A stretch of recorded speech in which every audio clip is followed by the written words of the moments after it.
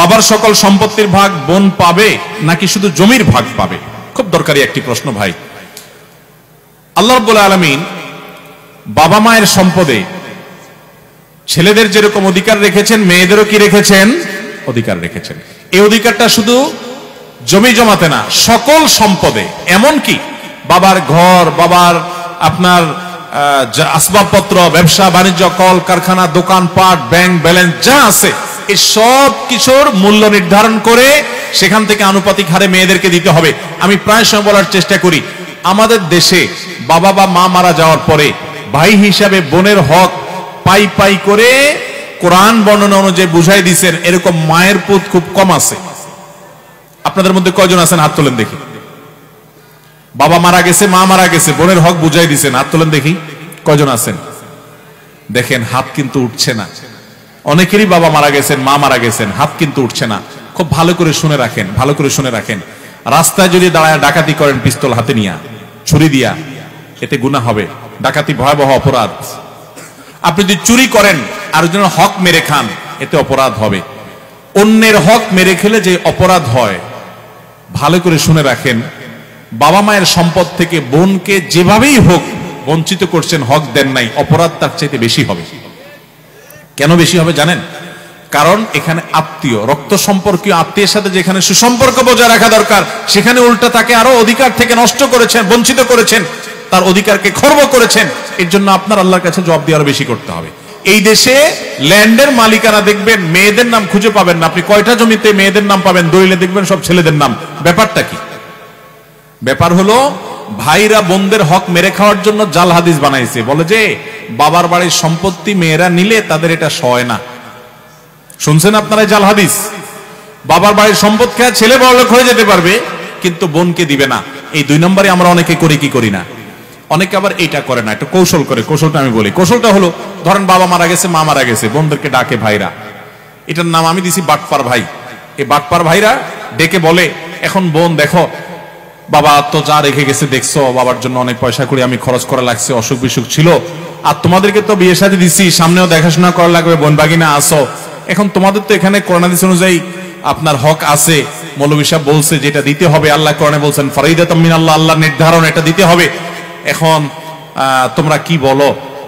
এমন ভাবে উপস্থাপন করে, বোনরা চিন্তা করে বাবার বাড়ি বিটায় উঠে দাঁড়াইতে হবে, এসে পা রাখতে হবে, এখানে একটু বেড়াইতে আসতে হবে, এখানে নারী পোতা আছে, বাবা মার স্মৃতি আছে, আসতেই হবে। যদি ভাগে নিয়ে যাই, ভাই ভাবি তো আর তাকায়ও কথা বলবে না, তো দরকার হলেও বলে থাক ভাই, দেওয়া লাগবে না, আমরা খুশি। এই 2 নম্বরই করা হয় কি হয় না? মেয়েদের সাথে 2 নম্বর এটা এখানে না, বাসর রাত থেকে শুরু হয়। বাসর রাতে ওই যে চলা অঙ্কের মোহর ধরে মেয়ের বাপরা বোকার মতো পায় না 10 টাকাও ধরে 10 লাখ টাকা। তো ছেলেও কম বাট পান না, বাসর ঘরে যায় বউরে বলে দেখো মোহর তো 10 লাখ ধরছে, আল্লাহ রহমতে কয়দিন পরে ইটালি চলে যাব, কত 10 লাখ আসবে, সবই তো তোমার, এখন তুমি অনুমতি না দিলে তো আমি সামনে আগাইতে পারি না, তুমি কি বলো? এবার মেয়েরাও বোকা, সহজ সরল আমাদের দেশে, বলেছে আরে বলেন কি, টাকা দিয়ে আমি কি করবো, সেসব লাগবে না, সে মাফ করে দেয়, বাস ছেলে পার পায়ে গেল আর কি। এই বাটপারি মেয়েদের সাথে ওই বাসর রাত থেকে শুরু হয়, বাবা মার সম্পদ পর্যন্ত। ফুফু হয়ে গেছে, কয়জন মায়ের পুত আছেন বলতে পারবেন? আমার দাদা সম্পদ দেয় নাই, বঞ্চিত করছে, চাচারা দেয় নাই, বাপেরা দেয় নাই, আমি ভাতিজা হিসাবে ফুফুদেরকে ডেকে হক বুঝাই দিছি। এরকম আছেন মায়ের পুত? খুব একটা নাই এ দেশে। ভাইরা আমার, নামাজ পড়তে পড়তে কপালে দাগ ফেলানো এটা সহজ, রোজা রাখতে রাখতে পেটকে ক্ষুধার্ত করে ফেলা এবং পিঠের সাথে লাগাই ফেলা সহজ।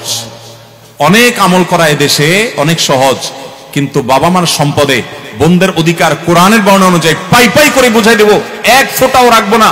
তারা না নিলে জোর করে দিব এবং দেওয়ার সময় বলবো বোন এটা নিতে তুমি হেজিটেশন করো না, তুমি এটা নাও। বাবার সম্পদে তোমার ভাগ নেওয়ার মানে এই না যে তোমার সাথে আমার সম্পর্ক শেষ হয়ে গেল। ভাই বোন, ভাই বোন রক্তের সম্পর্ক চিরকাল থাকবে। এই ভিটা তোমার, চিরকাল আসবা, বাবা মার স্মৃতি, এখানে তুমি সারা জীবন আসবা, আমি তোমার বাড়িতে যাব। এই হক নেওয়ার সাথে তোমার সাথে আমার সম্পর্ক শেষ হওয়ার কোনো সম্পর্ক নাই, তুমি 100 বার আসবা, এটা নিয়ে যাও। এরকম বুক ফুলায় বলার মতো বাই হওয়ার চেষ্টা করবেন তো ইনশাআল্লাহ। মনে রাখবেন, অন্যের হক মেরে মানুষ কখনো পয়সাওয়ালা হয় না ভাই, এই জমিন রেখে চলে যেতে হবে। হাদিসে আসছে নবী সাল্লাল্লাহু আলাইহি ওয়াসাল্লাম বলেছেন, 1 বিঘত জমি যদি আপনি মেরে দেন, 7 তবক জমিনকে আল্লাহ তাআলা আপনার গলায় ঝুলিয়ে দিবে, কত খাইতে পারিস খা, আযাব হবে।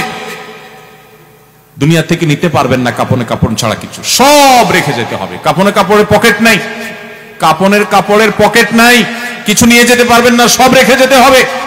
কার জন্য তাহলে 2 নম্বরই করবেন? কিয়ামতের ময়দানে এই বোন আল্লাহর কাঠ গড়ায় আপনাকে আসামি করে দাঁড় করিয়ে আপনার বিরুদ্ধে বিচার চাইবে এবং বিচার করবেন আল্লাহ তাআলা। তো সেদিন দিতে পারবেন না, আমল দিয়ে দিতে হবে। তার আগে দুনিয়াতে বোনদের হক দেব তো ইনশাআল্লাহ। বোনদের হক শুধুমাত্র বাবার জমিনে থাকে না। অনেক ছেলেরা আছে, বাংলাদেশের 99% মানুষ বলতে পারি আমি প্রায়, যে বাবার হক দেয় যারা, তারা ওই মাঠের জমি জমাতে কিছু লামসাম ভাগ দিয়ে দেয়, থোক কিছু দিয়ে দেয়, ঘর ভিটাতে দেয় না, বলে যে এটা ছেলেদের।